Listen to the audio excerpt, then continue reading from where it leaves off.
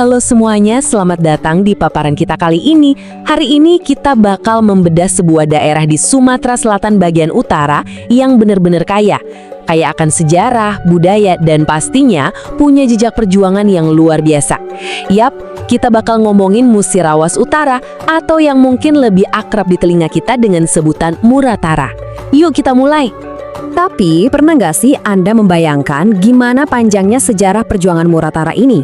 Sebelum bisa berdiri tegak jadi daerah otonom yang mandiri kayak sekarang, prosesnya itu panjang banget loh. Dulunya, wilayah ini hanyalah bagian dari Kabupaten Musirawas. Perjuangan mereka buat bisa berdiri sendiri itu jelas nggak terjadi cuma dalam semalam. Ini benar-benar kisah tentang kesabaran, kegigihan, dan perjuangan masyarakatnya yang diwariskan dari generasi ke generasi. Bagian pertama, kita kenalan dulu nih dengan Musirawas Utara, sebuah warisan yang sangat kaya di Sumatera Selatan bagian utara. Nah, buat benar-benar paham identitas Muratara hari ini, kita harus tarik mundur sedikit ke masa lalunya.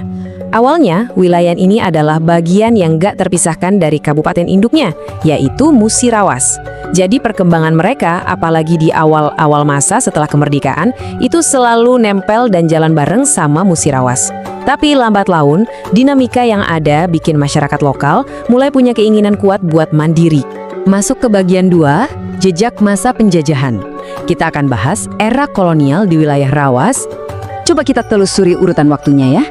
Jauh di tahun 1825, pemerintah kolonial Belanda mulai menata wilayah-wilayah pedalaman Sumatera Selatan. Nah, Rawas ini jadi bagian yang super krusial dari struktur pemerintahan mereka. Terus, zaman berubah drastis kan? Masuklah masa pendudukan Jepang di tahun 1943.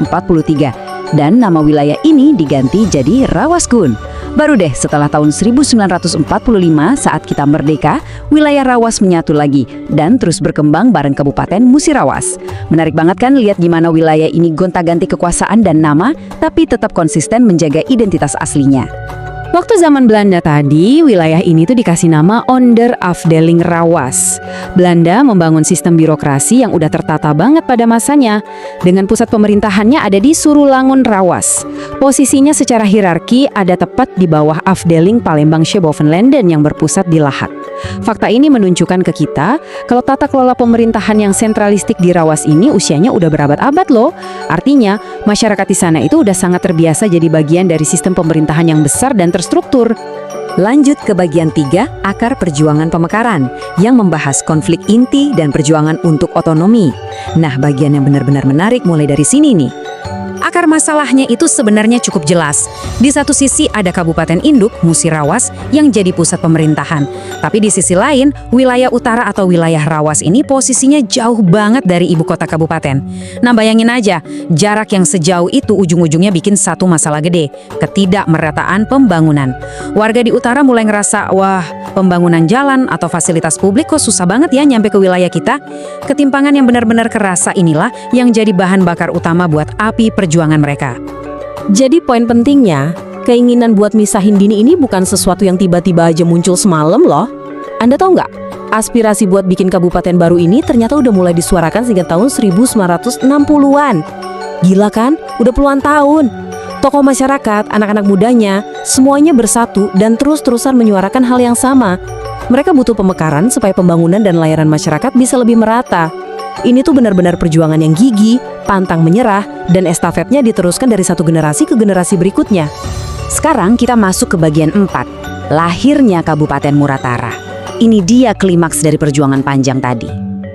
Angka 16. Ini bukan cuma sekedar angka acak di atas kertas ya. Ini merujuk pada Undang-Undang Nomor 16 Tahun 2013. Undang-undang inilah yang jadi senjata pamungkas, titik balik yang super bersejarah. Lewat aturan ini, wilayah utara akhirnya dapat hak otonomi penuh secara resmi buat berdiri sendiri dan lepas dari bayang-bayang kabupaten induknya.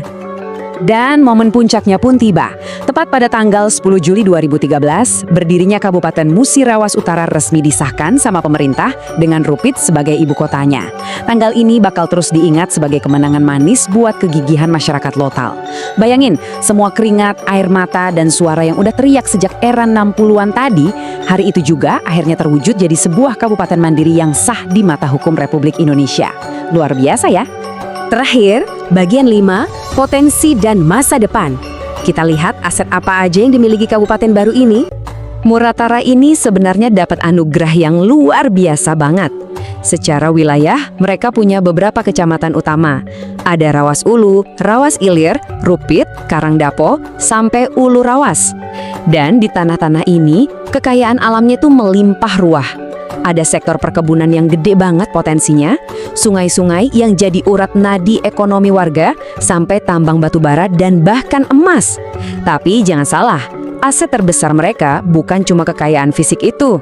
Kekuatan sejati Muratara justru ada di budaya masyarakat Rawas yang sangat kaya dan terus dijaga kelestariannya. Budaya inilah yang ngasih nyawa dan identitas unik buat daerah ini di tengah gempuran modernisasi. Jadi, sebagai penutup paparan kita kali ini, saya mau ngajak Anda buat mikir sejenak.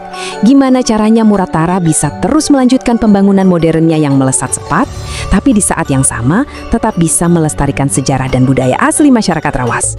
Ini tuh tantangan terbesar sekaligus paling seru buat Kabupaten Baru ini ke depannya.